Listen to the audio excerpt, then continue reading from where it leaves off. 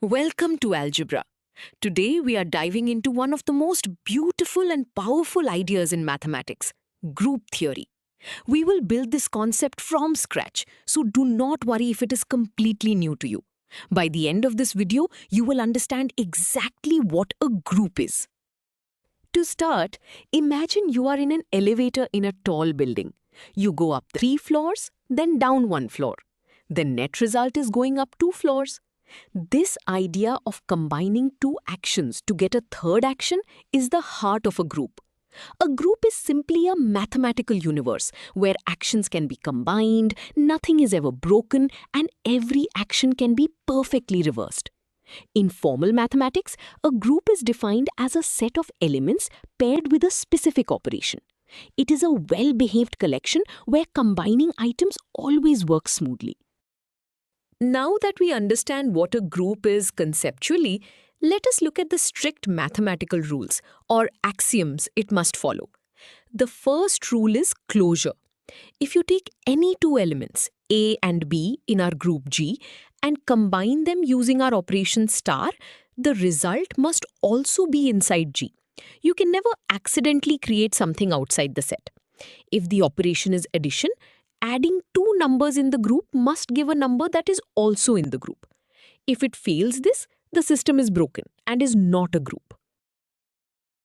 Moving to the second rule, we have associativity. This formula tells us that when you combine three things in a row, the grouping does not matter. Whether you combine A and B first and then combine the result with C, or if you combine B and C first, the final result is exactly the same. The parentheses just tell us which two elements to combine first. In the physical world, this means a sequence of actions produces the same outcome regardless of how you group the steps together. It guarantees predictability in our mathematical universe. The third rule introduces a special element called the identity, represented by the letter E. Think of this as the do-nothing action. When you combine any element A with the identity E, the element A remains completely unchanged. It works from both the left side and the right side. In everyday life, adding 0 to a number or multiplying a number by 1 are perfect examples of using an identity element. Every valid group must have exactly one of these neutral elements to act as a baseline for all other operations. Finally, the fourth rule guarantees an undo button for every action. For every element A, there is an inverse element, written as A inverse. This does not necessarily mean a fraction, it just means the perfect opposite action. When you combine an element with its inverse, they completely cancel each other out, leaving you with the neutral identity element E. If you go up 3 floors, the inverse is going down 3 floors. Every single item in a group must have a partner that cancels it out, ensuring nothing is ever irreversible. Before we move on to examples, let us see this with a concrete visual. Here, we see all four rules mapped out. On the top left, closure keeps everything trapped inside the circle of group G. On the top right, associativity shows the shifting brackets. On the bottom left, the identity acts like a mirror, leaving the element A unchanged. And on the bottom right, the inverse shows two elements colliding to become the neutral identity E at the center.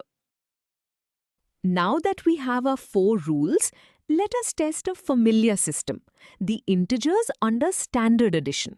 We want to see if they form a group. First, we check closure. Adding any two integers like 3 and 5 gives 8, which is another integer. You will never add two whole numbers and get a fraction. Second, we check associativity. Grouping does not change addition. 1 plus 2 plus 3 is the same as 1 plus 2 plus 3. Both give 6. So far, the first two rules pass perfectly. Continuing with our integer example, we check the third rule, the identity. In the world of addition, adding 0 to any integer leaves it completely unchanged. So 0 is our valid identity element. Finally, we check for inverses. Every integer has a negative counterpart. 4 plus -4 equals 0, which is our identity. Since all 4 rules pass without any issues, we can confidently say the integers under addition form a valid mathematical group. This is a perfect physical interpretation of reversible actions. It is equally important to see when a system fails to be a group. Let us use the exact same set of integers, but this time we will change the operation to multiplication. We start with closure. Multiplying any two integers gives another integer, so the system is closed. Next is associativity. Just like addition, multiplication does not care about how you group the numbers. For the identity element, multiplying any integer by 1 leaves it unchanged. So 1 is our identity and the third rule passes. But here is where the system breaks down. For the inverse rule, every integer needs a partner that multiplies to give the identity, which is 1. If we test the integer 2, we need a number x such that 2 times x equals 1. Solving this, we get 1/2. However, 1/2 is a fraction, not an integer. It does not belong to our set. Because the integer 2 has no undo partner inside the set, the inverse rule fails. Therefore, integers under multiplication do not form a group. So, we have seen how the axioms work in practice. This brings us to an important question. Can a group have more than one do-nothing element? Let us prove that the identity element is absolutely unique. We start by assuming the opposite. Imagine a group has two different identity elements, which we will call E and F. Because they are both identities, they must both follow the rule of leaving other elements unchanged. In our first step, we treat F as the identity. By definition, combining any element E with the identity F must just be the original element E. This gives us our first equation. Now we switch our perspective for the next step of the proof. The rules of a group allow us to look at the operation from either side. This time, we treat E as the identity element. When we combine the identity E with the element F, the result must be the element F. This gives us our second equation. Since E star F equals E and E star F also equals F, it must be true that E and F are exactly the same thing. Mathematics does not allow one expression to have two different final values.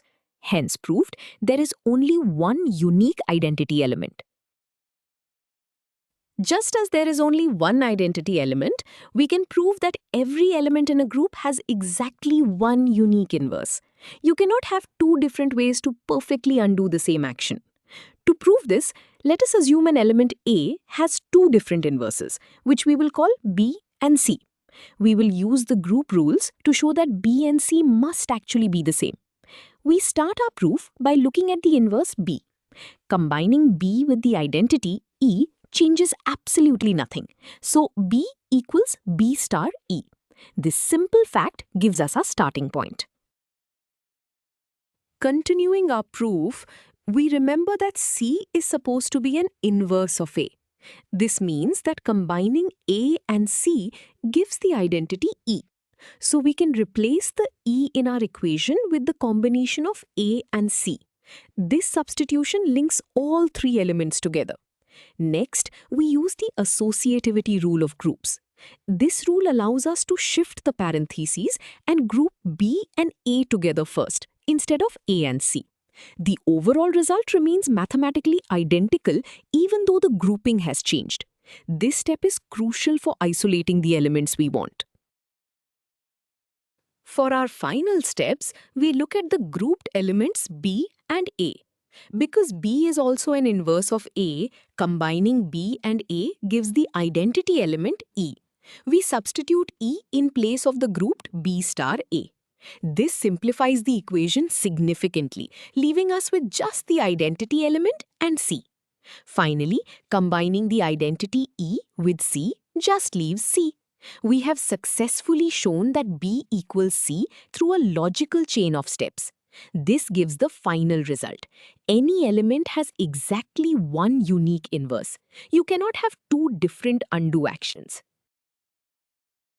Now that we have proven these fundamental properties, you might wonder why mathematicians spend so much time studying groups. The reason is that group theory is the ultimate mathematical tool for studying symmetry. In real life, symmetry is everywhere. Physicists use group theory to map out the symmetries of the universe and understand subatomic particles. In computer science, groups are the foundation of cryptography. When you send a secure message, encryption algorithms rely on the properties of specific mathematical groups to keep your data safe from hackers. Let us wrap up what we have learned today. A group is a fundamental mathematical structure that must satisfy four strict rules: closure, associativity, a unique identity element, and unique inverses. These rules ensure the system is perfectly balanced and reversible.